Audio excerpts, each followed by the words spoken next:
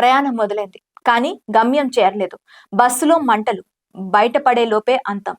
ఒక్క నిమిషంలో నరకం. అసలేం జరిగింది? ఎలా జరిగింది?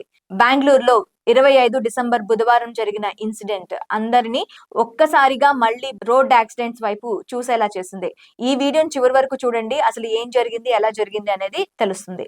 అంతకుముందు మా ఛానల్ ని సబ్స్క్రైబ్ చేసుకోండి. కర్ణాటకలో ఘోర రోడ్డు ప్రమాదం జరిగింది. 25 డిసెంబర్ బుధవారం చిత్రదుర్గ జిల్లాలో జాతీయ రహదారి 48పై జరిగిన ఈ దుర్ఘటనలో 11 మంది ప్రాణాలు కోల్పోయారు. 24 మంది తీవ్రంగా గాయపడ్డారు. ప్రైవేట్ బస్సు ముందుగా వెళ్తున్న కంటైనర్ ట్రక్ ను ఢీకొట్టింది.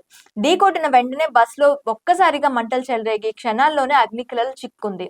ఇప్పటి వరకు 11 మంది మృతి చెందినట్టు గుర్తించారు. మంటల్లో చిక్కుకున్న బస్ నుంచి బయటపడిన 24 మంది గాయపడగా వారిని వెంటనే సమీప ఆసుపత్రికి తరలించి చికిత్స అందిస్తున్నారు. అయితే వరుసగా బస్సు ప్రమాదాలు ప్రయాణికులు ఆందోళన రేకెత్తిస్తున్నాయి. మొన్న కర్నూలులో, ఆ తర్వాత చేవెళ్ల బస్ ప్రమాదం, తాజాగా కర్ణాటకలోని బెంగళూరులో మరో ఘోర బస్సు ప్రమాదం.